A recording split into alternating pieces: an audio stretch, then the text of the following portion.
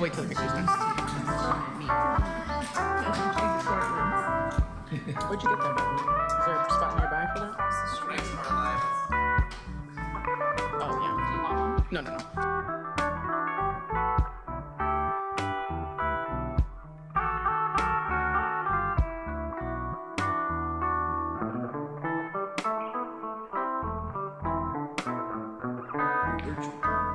Ready? Okay.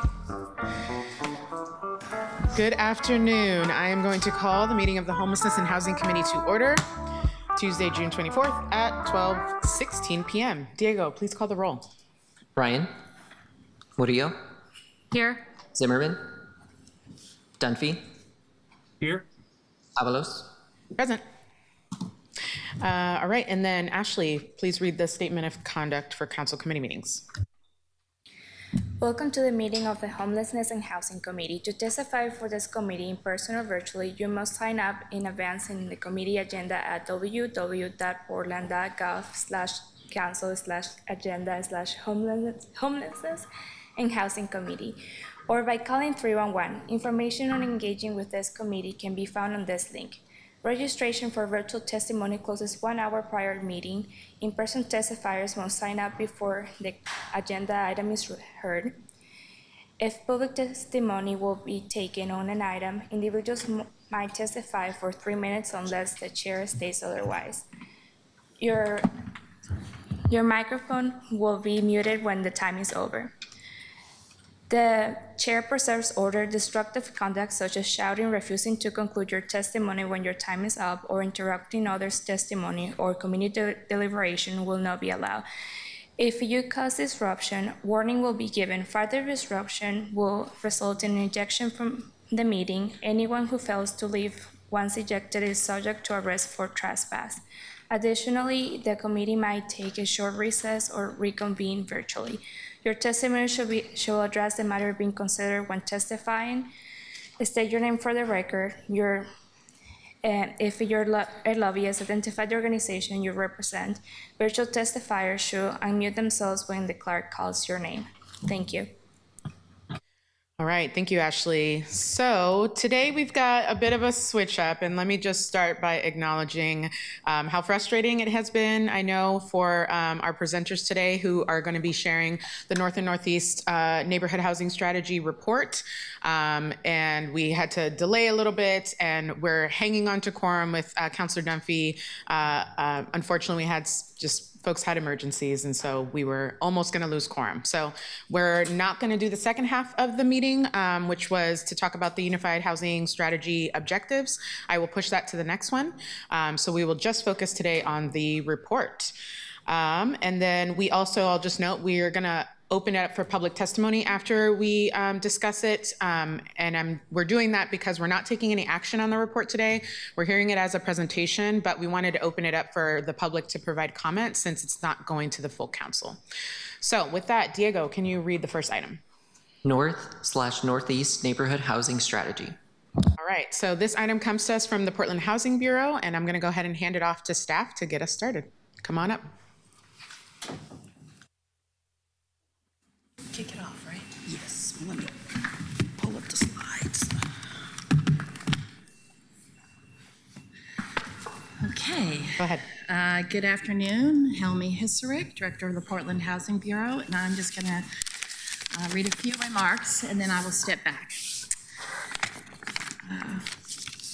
The presentation that you will see today is the 10-year anniversary of the North-Northeast Housing Strategy, and it's a project that I take no credit for. All of the work that you will hear about took place before I came here. But I'm using my privilege as the Bureau Director to speak today because I want to share my perspective on this work.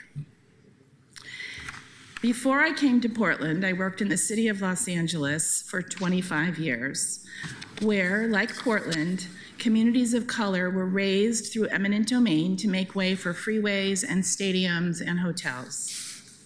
After major transportation investments were made, rents and home prices skyrocketed from public investment, while pushing out low-income apartment dwellers. Very often, books were written about the loss of historic communities of color, with pictures of once vibrant neighborhoods. And very often, people pledged to do better in the future. But over the course of 25 years, I never saw a system focused on bringing people back to a community after they were displaced, until I arrived in Portland. That is why I'm particularly impressed by the work of the North-Northeast Housing Strategy. The effort to restore the opportunity for displaced community members to return to North-Northeast Portland is very significant. It is not a pledge to do better, it is an action. It is not lip service to an idea. It has been a steady commitment over a long period of time to direct human resources and financial resources and community to a North-Northeast Portland so that families who lost their foothold can come back and thrive, so that Black homeowners who lost generational wealth can return and be part of the community that gentrified them out.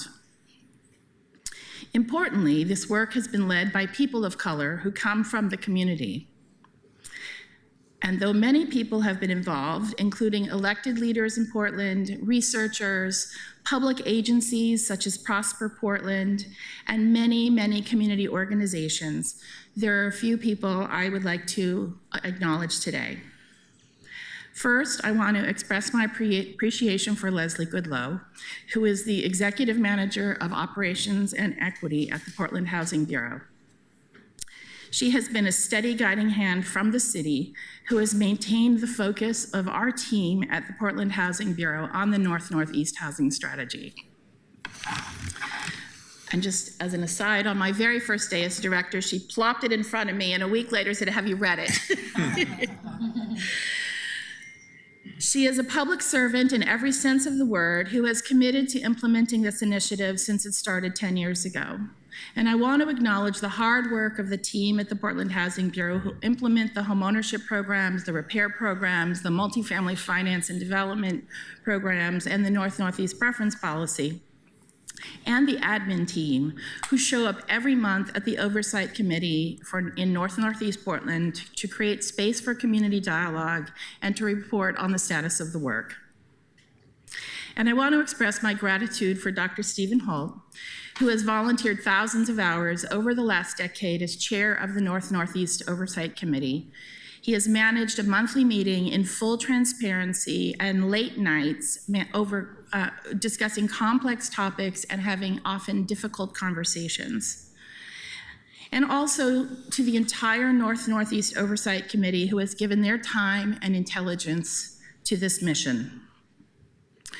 Portland should take pride in the North-Northeast Housing Strategy. It has gotten some national recognition. It is truly a unique and profoundly important body of work that has few places with similar circumstances have figured out how to implement. I am working to draw lessons from the work that has preceded me here, and I feel privileged to be able to join the monthly meetings and hear the conversations taking place. It is a real example of the accomplishments that happen when people of color lead, and when leadership begins with love of Portland, love of community, and an unwavering belief that we can change the course of history. Thank you. Well, thank you. Thank you very much, Helmi, for opening that in your comments. I'm Dr. Stephen Holt, and I am the chair of the Oversight Committee. And it's a privilege to be in the moment, and I feel like saying we finally made it to this place. We've been at this now for, several months trying to get into this space. And as you identified, the meeting has been changed a few times, and now we're here.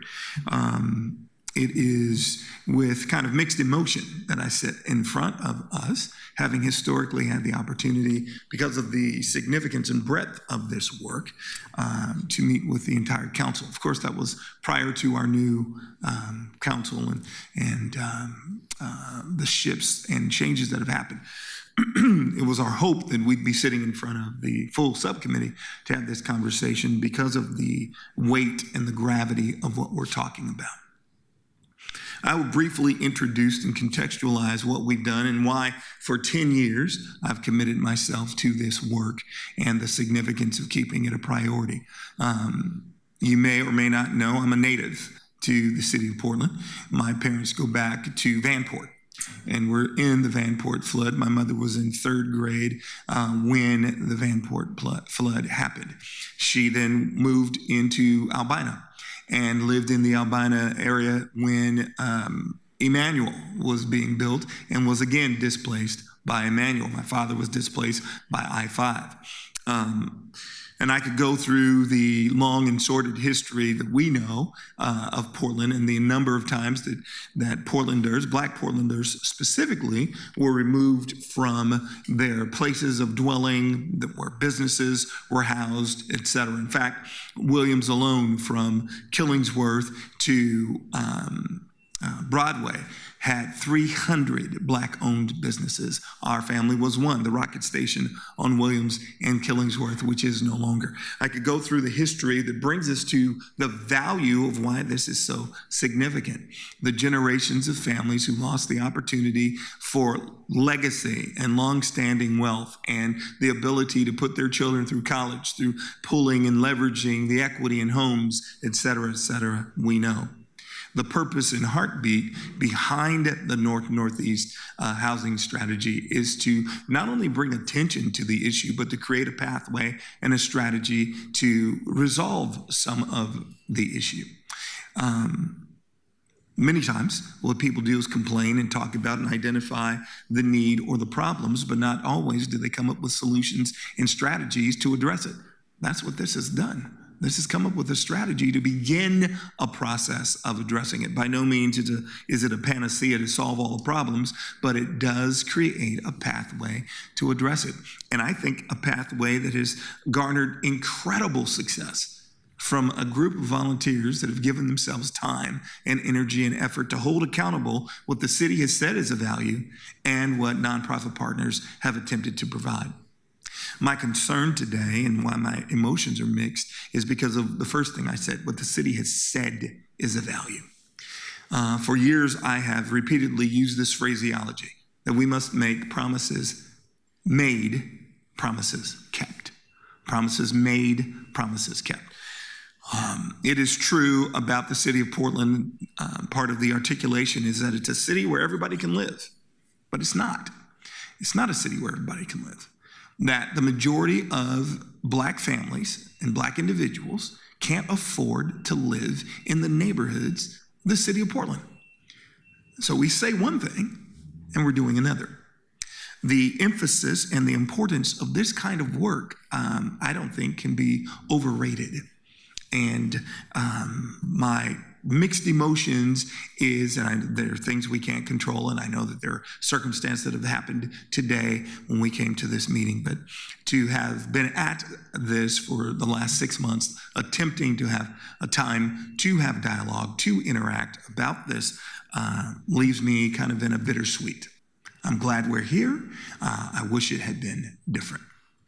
Lastly, I will say what you're going to hear today as Ms. Goodlow goes through the details, where you're going to hear about what's been accomplished. You're going to hear about the incredible things that have been done. I will say now what I will say again. This is really a beginning. While we celebrate what's been accomplished, it is by no means the end of what needs to happen. This is a city where Black families can't afford to live. And I think that's something for us to think about. I will speak to more specifics and give an opportunity for my oversight committee members who are here to express. They'll have a few moments to do so. John Washington to my left, Achilles to my right, appreciating their time here. And I don't know if Ms. Sheila has gotten on. And Jillian Siraj, thank you, Jillian, for making it. These people have given themselves to this work because of the high value, and I appreciate their voice and their investment. And so you see the list of the names, and I highlight and appreciate everyone who has been willing to, month after month, week after week, year after year, give themselves to advance this work. So Ms. Goodlow, if you'll begin to walk us through the specifics of the report, and then we'll have some comments, and I'll bring my thoughts back together with where we are and where I think we should go. Good afternoon. Leslie Goodlow, Equity and Business Operations for the Portland Housing Bureau and Project Manager for North-Northeast Housing Strategy. I just want to acknowledge our Oversight Committee. These community leaders are guiding accountability and ensuring the strategy remains community rooted. They represent a wide cross-section of lived experience, professional expertise, and historic ties to the neighborhood. So in 2015, we made clear promises to prevent displacement, restore homeownership, and expand affordable housing. In 2025, we're proud to show significant impact and measurable outcomes while also naming the work that remains. First off, so far, since the inception, we've invested over $130 million of TIF, tax increment financing, CET, construction excise tax, short-term rental fees, and Metro bond funds directly into strategies tied to displacement prevention, home ownership, and rental housing. With even more leverage through partnerships, here is a map of the investments that have been made into the North-Northeast housing strategy. The blue circles are open rental. The blue squares are rental in the pipeline. The yellow or orange, or I'm not sure what color it is on your screen, are open home ownership, and then the square orange is home ownership in the pipeline. The first goal of the strategy is preventing displacement. Over $12 million has gone toward home repair and stabilization efforts for longtime residents, critical in keeping people housed and in their communities. Almost 1,300 families have been assisted with critical home repairs. PHB provides both home repair grants and loans, and the loans are forgivable after 15 years. Grants are managed through contracts with our community partners. And this is a quote from one person who we recently assisted. In November of 2024, everything died on me. I had just retired and was receiving disability assistance when the furnace stopped working. I had no heat or hot water and was so cold I started wearing all my clothes to stay warm. My space heater was dying on me and eventually it caused an electrical fire. My doctor helped me get into a hotel, and shortly thereafter I developed kidney failure. With the house needing so many repairs, I wasn't sure I would be able to live in my home again. A home my father built in 1968 after being pushed out of Albina with eminent domain. The folks at PHB and the Portland Water Bureau were like Superman. They came to the rescue, connecting me with so many nonprofit agencies. I am so grateful. And this is what we did for her. She got a new kitchen, flooring and wall finished by PHB Home Repair, cabinetry by Rebuilding Together, new flooring. The carpet was from 1970s. A new water heater from Community Energy Project, a new furnace from Verde, new garage floor, new paint throughout the home from Rebuilding Together, new garage doors from PHB Home Repair, new roof from PHB Home Repair, new electrical panel and service from PHB Healthy Homes Production, insulation from Community Energy Project, and interior doors and knobs from PHB Home Repair. The next strategy is creating new homeowners. Over $13.8 million in tax increment financing has been invested to support new homeowners, primarily Black Portlanders with historic ties to North and Northeast Portland. These investments have funded down payment assistance and affordable housing development. The down payment assistance amount has increased 3 times since the launch of the housing strategy, initially set at $60,000 per household. That was based on housing prices in 2015. The current assistance within the interstate urban renewal area is $150,000, which reflects the impact of rising home prices and interest rates. Down payment assistance loans are structured as no interest, no payment loans, with up to 20% of the loan being used for home improvements, and that portion is considered a grant. Loan forgiveness begins in year 15, with 50% forgiven, followed by 3% forgiven each year thereafter until year 30, when any remaining balance is fully forgiven. Through a partnership with Prosper Portland, which provides supports for families earning 80 to 120% of AMI, we have helped 16 households achieve home ownership. These homeowners are a direct result of the restorative intent of the North-Northeast Preference Policy. Each home purchase represents a family reconnecting with the community, reclaiming stability, and creating opportunities for generational wealth. This slide illustrates the funding sources that have supported these preference policy home buyers, showcasing the layered investments made possible through TIF and other resources. This is a map of the preference policy families and where they have purchased homes, highlighting the geographic spread and community impact of the policy.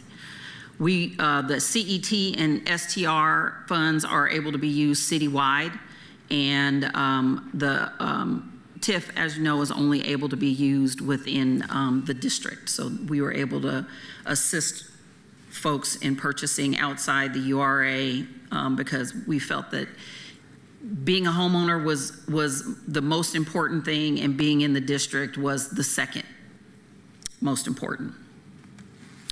The next strategy, creating rental homes. Rental housing represents the largest area of investment under the North-Northeast Housing Strategy, with nearly $95 million allocated and more than $300 million leveraged through public and private partnerships. This investment has supported the development of 11 buildings, delivering a total of 877 affordable rental homes. Of those, 739 units are subject to the preference policy, prioritizing applicants with historic ties to the neighborhood. Units excluded from the policy include permanent supportive housing, project-based Section 8, and on-site manager units, which have separate regulatory and leasing requirements. This is a list of all of the buildings and the number of units and how much was invested in each, how much PHB investment was, and then the leverage dollars for each building. Strategy 4, land acquisition. Land acquisition, we have invested over $12 million, which ensures long-term development capacity and preserves future opportunities in areas where market pressures are strongest. We have started construction on the 2 additional properties, and Dr. Darrell Milner is currently open, so that was the first property that we purchased.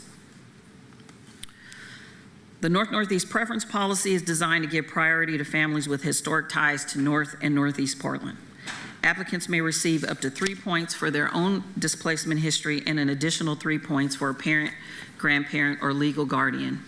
Households whose family homes were taken through city action or eminent domain received the highest level of priority. In 2024, more than 1,000 individuals applied to join the home ownership wait list. Of those, 411 successfully verified their preference points, bringing the total number of verified homeownership applicants to 850 since the policy's inception in 2015. The rental application remains continuously open, with over 7,000 individuals having applied for preference points to date. In 2024 alone, 2,213 individuals submitted rental applications.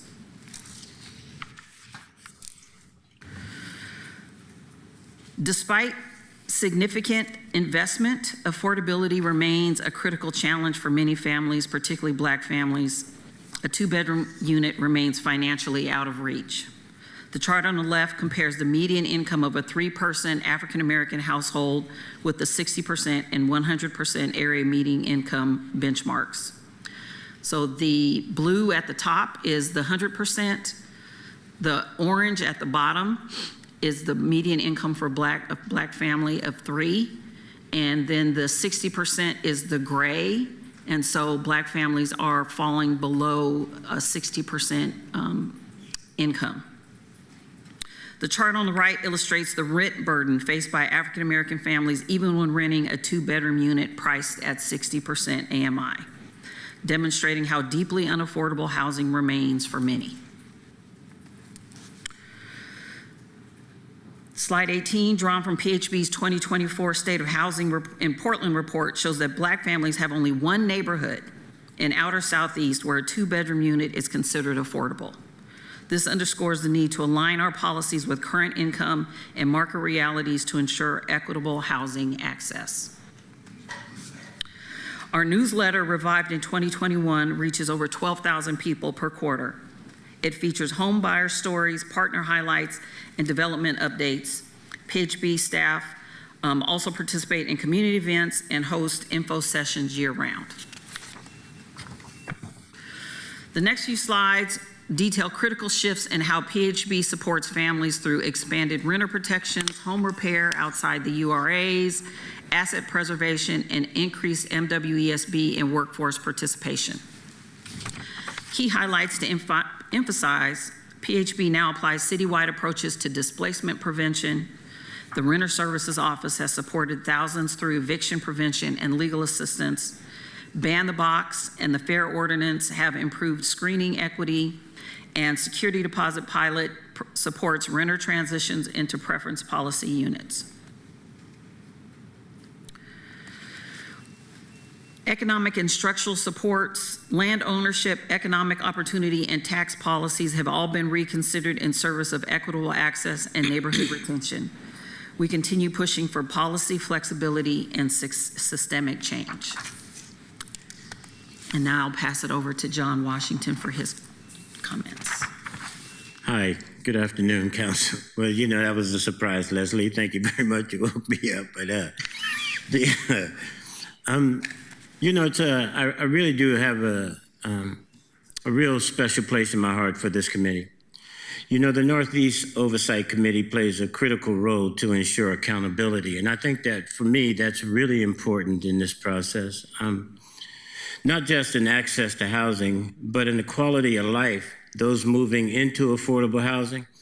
This committee helps hold builders and property managers to a higher standard. And I think that that's really critical when you can see the momentum and the growth over a period of time. Second, there's nothing more powerful than watching someone who has struggled finally achieve the American dream. And I use the word struggle. It's more than just a roof. It's a life-changing milestone that ripples into generational wealth and lasting economic impact. And third, but we must also ask ourselves, is the American dream dead? 50 years ago, we believed in a future where we could own homes, run businesses, and pass something on to our children. Today, the dream feels like it's out of reach for far too many. We're not doing enough as stewards of this community to restore home ownership as a priority. We hear excuses about construction costs, material shortages, but the truth is, home ownership is still happening for those who have full access to resources. It is our responsibility to rebalance the dynamic through courageous legislation and real leadership. So thank you very much. Thank you, John. We're attempting to get another committee member on to share. While we're doing that, Achilles.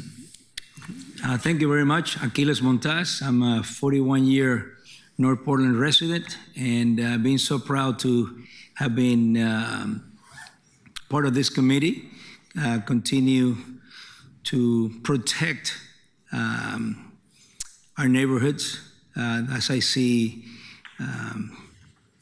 more of the displacement is still happening. So we're trying definitely to try to protect that, especially with these high costs of property, rents, or housing.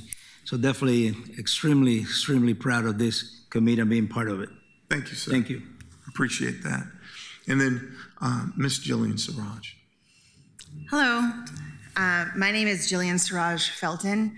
I work in affordable housing as a developer. I'm the housing director for an organization called Community Partners for Affordable Housing, and I've been on this committee longer than I've had that job or title. I've been doing this work for 10 years. This work is incredibly moving. I think the story that Leslie told of someone that was helped by these policies is incredibly moving and urgent and critical. And I just want to express, I think Dr. Holt expressed earlier, a level of disappointment and lack of engagement with the new city council with this committee. This work is important at a time where it couldn't be more important. If we are truly a liberal, progressive city, then we are progressive for everybody, not just people who look like me. To not show up to any of our committee meetings so far since the new city council has been elected, to not have full attendance here in this meeting, it is a little heart-wrenching. This work may seem like a drop in the bucket to right the wrongs of the past, but those wrongs were based on a system of white supremacy, and we cannot move forward into a future of equality if we do not address the sins of our past. The North-Northeast housing strategy has been used as a model in other cities. We are the prototype. We created this model, and other cities have used this strategy in order to help Black folks in their cities also gain access to affordable housing, affordable home ownership, and to return to neighborhoods that they were pushed out of. All of these policies work because of the system of white supremacy that was in place. Because of redlining, we have a history of Black folks living in a certain neighborhood. And then because of progressive and intentional displacement, we have folks who want to move back there. It is critical work at a critical time, and I cannot encourage enough for more engagement from the City Council and from this committee with this work. It is not unimportant. It is transformative. It is progressive. It is the values that we profess to have. This committee is doing that work, and I think it's time, it's time that we really show up for the people we say we're going to show up for. Thank you, Jillian. Thank you. Let me pause you one quick second. Diego? I apologize for the interruption, Chair Avalos, as well as to our presenters. I just needed to make a quick note for those that are listening online to the YouTube stream. I recommend, you're going to see in a moment that we will be ending a duplicate stream because there's two running at once. So I recommend navigating to today's Homelessness and Housing Committee agenda page. That is portland.www.portland.gov/council/agenda/housing-committee. Once the stream is down, you'll be able to refresh the page, and you'll be able to click on the link towards the top of the page, and you will be updated to the current YouTube stream. Thank you. Thank you, Diego. Please continue. Oh, yeah, thank you very much. We are trying to get Miss Sheila Holden on LinkedIn to our meeting. Jillian, you almost took the words out of my mouth as I was going to wrap up my thoughts in regard to, before I talk about our recommendations, in regard to the noise around this committee, that the work that's been accomplished, not that we're looking for any kind of celebration, but we are looking for the support that then an investment that continues to cause this work to go forward. We have been in a position of being a voice and advocate for those who don't have voices and those who haven't had advocates to take advantage of opportunities or even know that opportunities exist to help support and create pathways to home ownership or safe places of dwelling. That's not a civil right, that's a human right. That everyone should have an opportunity to be safe and taken care of and invested in. And as stated, not to continue to beat the same drum, but as stated, the absence of engagement or interaction with current leadership has been loud and concerning. I will conclude that the history of the work must not have been known, that somehow in transition of communication, there wasn't the continuation of the work that this committee has done. When we initially launched, it was under the leadership of Mayor Charlie Hales, and we talked about a variety of investments that are of significant concern for support. That if we're going to create home ownership, and if we're going to create rentals, then we also need to do something that creates a pathway for economic improvement and economic development. There has to be an on-ramp. The two go hand in hand, and then we must look at our educational system. And we had great dialogue about that, but leadership changes. And when leadership changes, stories don't always continue, and